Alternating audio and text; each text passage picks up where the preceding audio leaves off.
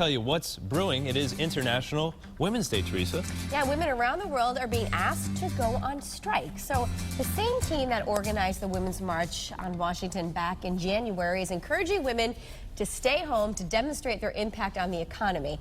No one told me to stay home today. I know. Why are you here?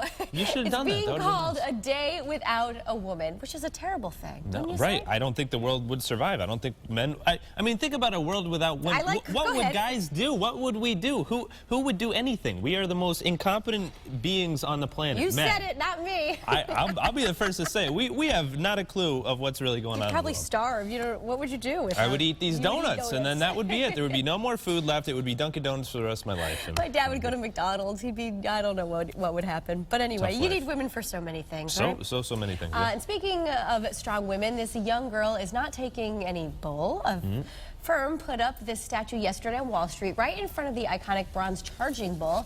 The statue is titled Fearless Girl and coincides with International Women's Day. I wonder if it'll stay up there. They haven't really mentioned that, if it's going to be permanent or not. But. And coincidentally, the Statue of Liberty went dark last night. Which they thought was in correlation with this, but it's not. You did a little research. It was a mechanical problem. It was just a coincidence. Okay. All right. Well, that's good to hear. Speaking of that, we're talking, of course, about this morning Dunkin' Donuts, Cup of Joe, right, of course, but perhaps later today you'll have a cold, refreshing adult beverage. Yeah, now there are dozens of breweries in our state, right? According to the New Haven Register, the craft beer boom shows no signs of slowing down. Back in 2011, there were 16 microbreweries, brew pubs, and contract brewers in the state. Now we have 55. It's pretty hard to believe. They've become such a big success, and here in Connecticut, bringing over $569 million bucks. And it's hard to believe because, 10 years ago, this wasn't even a thing. People went to a bar, and, oh, okay, I'll have a Bud Light, I'll have a Miller Lite, whatever it may be. And now I feel almost guilty going somewhere and not ordering a local beer because you're supporting the local biz. It's true. I feel like it's such a fun environment, too. Sometimes you can bring in your own food. Sometimes you can even order pizza to these breweries, and they have food trucks.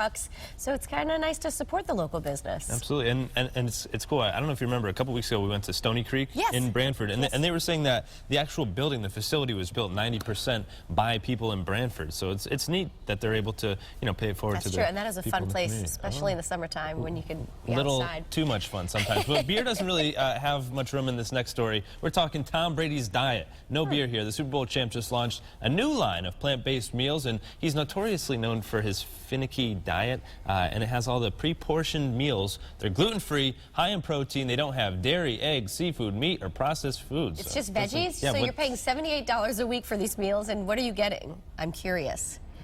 Legumes, broccoli. Can't you just go to the soup? Can't you just? But there's something to be said to have the meal delivered. You don't have to prepare it. If it's ready to go, you just heat it up. That's convenience. You do something like this, right? Yeah, I'm a big fan of Blue Apron. We do it 3 times a week at our house. But there's a lot of prep work. You have to chop. You have to rinse the vegetables. You have to so difficult. Things.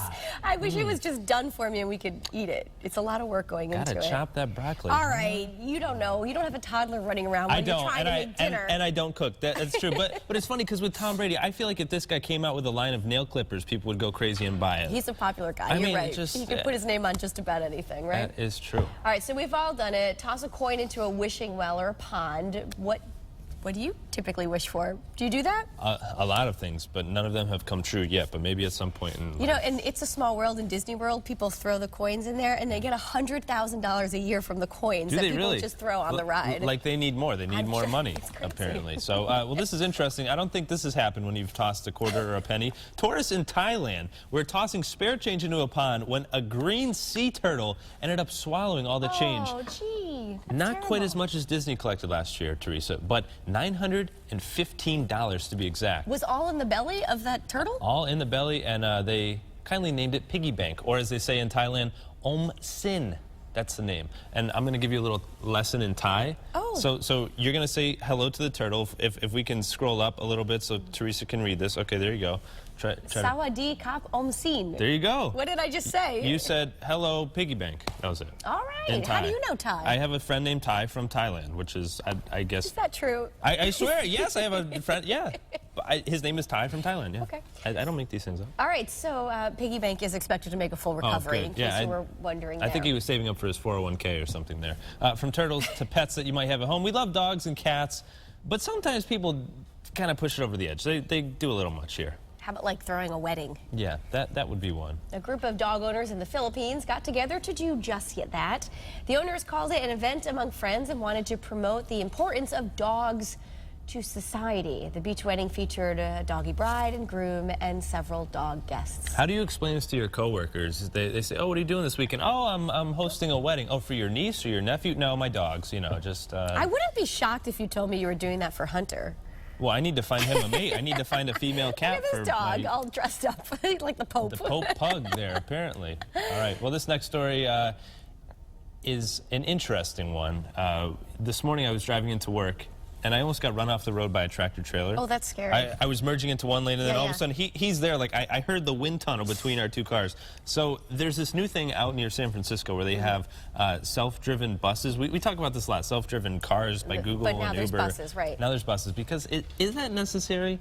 It's a little nerve-wracking, if you ask me. The French company who makes them, it's called Easy Mile, already has them running in 14 countries. Not here in America. They're still kind of in test runs here, which is capable of going the same speed as a normal bus.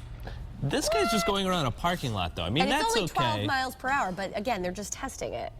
Would you go on one of those? I don't know. I'm assuming at some point this is the wave of the future. I think in the next 10 years, no more drivers. No more drivers. What's going to happen to traffic on channel? What's going to happen to you saying, here, traffic on 84? Is it going to be? It's true. It's very concerning. I mean, there'll still be congestion, I would assume, but I don't think you and I are going to be driving the cars.